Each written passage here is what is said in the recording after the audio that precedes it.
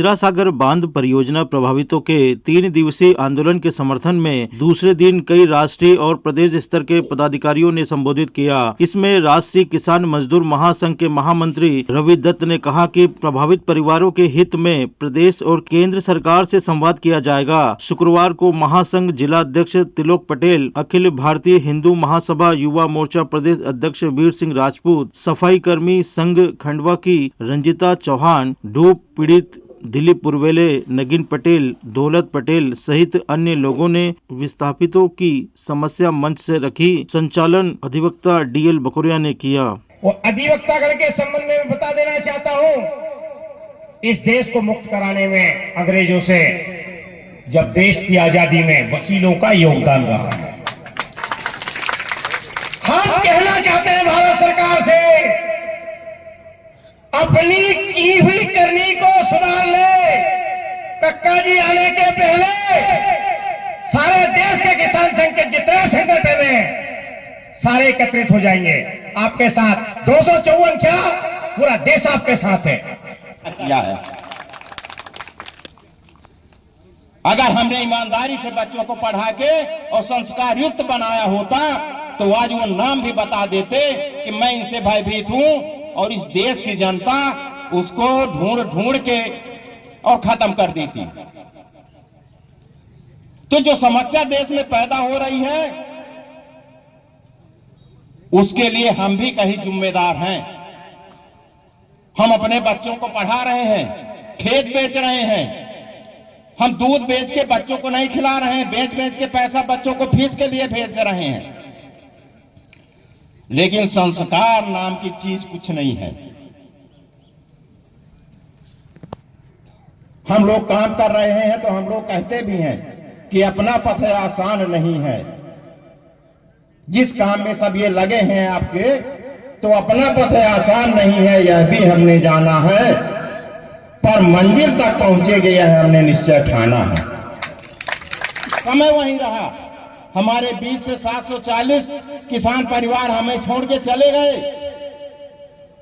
करोड़ों लाखों मुकदमे हम लोगों के ऊपर लगे हुए हैं और आंदोलन इतना लंबा समय चला कि इस देश के मुखिया के आपसे माफी मांगनी पड़ी और लिखित में उन्होंने दिया कि ये 5 मांगें हम आपको 6 महीने में पूरी कर देंगे।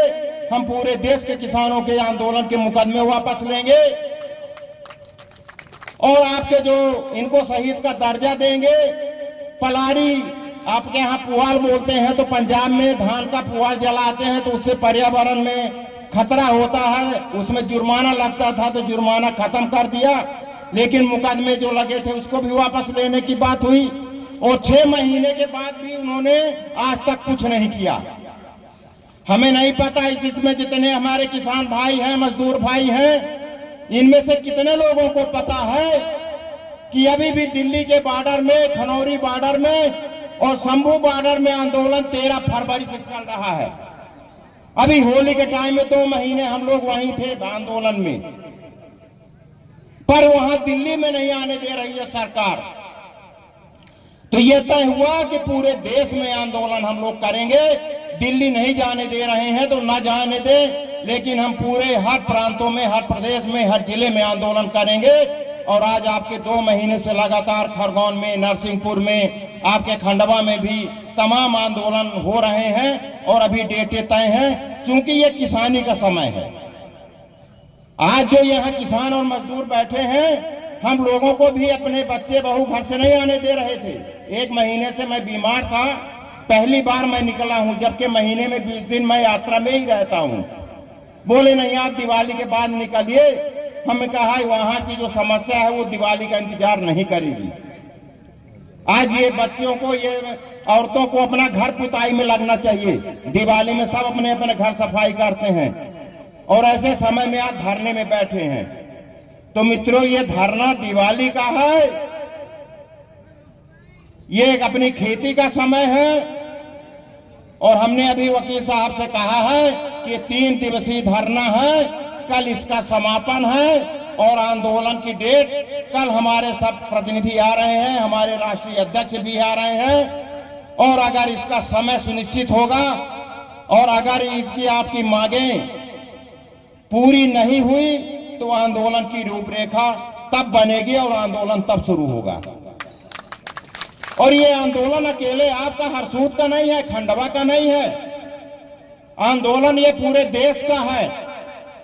आपकी समस्या आपको लग रही है, लेकिन हमको तो हर जिले में यही समस्या है। आप सिंगरौली जाइए, अनूपपुर जाइए, आप खंडवा जाइए, खरगोन जाइए, तमीम, क्योंकि ये सरकार की जो नीयत है इसकी अकेले जमीन पर है। और इसमें सफलता इसलिए नहीं मिलेगी कि जब सुप्रीम कोर्ट के जजों ने पत्रकार वार्ता किया था तो कक्का जी ने वहीं तय किया था कि यशवंत जी अब ये लड़ाई हमको सड़क पे लड़नी पड़ेगी, न्यायालय को भी सुरक्षित करनी पड़ेगी। और आज हमें खुशी की बात है कि दिल्ली आंदोलन के बाद उनका भी मनोबल सुप्रीम कोर्ट, हाई कोर्ट के जजों का बढ़ा है कि जनता हमारे साथ में है। ये प्रमाणित हुआ है दिल्ली आंदोलन से। कहीं भी अगर 10 लोग आपके खड़े हैं तो किसानों मजदूरों की बात आती है, नहीं तो लोग तो कहा करते थे कि अगर 5 किसान हम कहीं जा रहे हैं तो बोले ये कौन है 5, अरे कहे बोले ये किसान लोग हैं। इस तरह की भाषा बोली जाती थी। सुजाव सिंह जी उनके साथ सबसे पहले आश्वस्त करूं कि वकालत में जो कहते हैं वो अगर इस लड़ाई को लड़ने लगे हैं तो ज्यादा दूर नहीं है। आप लोगों के लिए नहीं है। इसके लिए राष्ट्रीय किसान मजदूर महासंघ कंधे से कंधा मिलाकर जो भी आप एनएचडीसी के अधिकारी श्रीमान तक लड़ाई जाएगी अनूप कुमार सिंह से भी पूछिए। राष्ट्रीय किसान मजदूर महासंघ के और यहाँ की जो योजना है इसके माध्यम से पता लगा कि यहाँ के किसानों के साथ माननीय न्यायालय के जो आदेश हैं, जो निर्देश है, उनका भारी उल्लंघन किया गया। एक किसान जिसके 12 एकड़ जमीन डूब में चली गई उसको 1 रुपया नहीं दिया गया। एक किसान जो आए उन्होंने कहा कि मेरी बड़ा मकान है उसका 500 रुपए मुआवजा दिया गया। तो इसको लेकर लगता है कि ये तो गुलामी का दौर में भी ऐसा नहीं हुआ, अंग्रेजों के कालखंड में भी स्थापितों को जगह दी, मुगलों के समय में भी इस प्रकार की घटना नहीं घटी। जिसकी जमीन अगर ली है किसी काम की वजह से तो उनको जमीन का मुआवजा मिला है।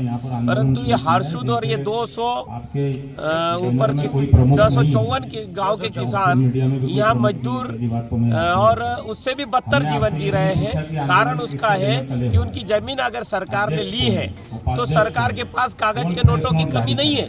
कागज आपने नचैये गवैयों के लिए रखे हैं, कागज आपने और भी अनेक प्रकार की करोड़ों की योजनाओं के लिए रखे हैं। जिसकी जमीन छीनी है, जिसका मकान छीना है, जिसका रोजगार छीना है, उसका मुआवजा बनता है।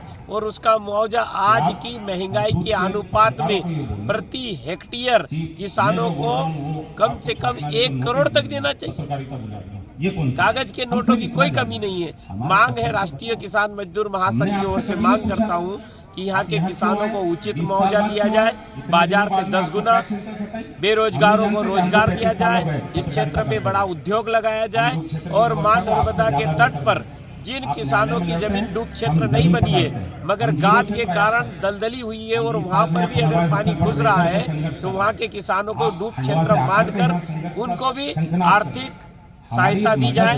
राष्ट्र जय मां चंडी मैया।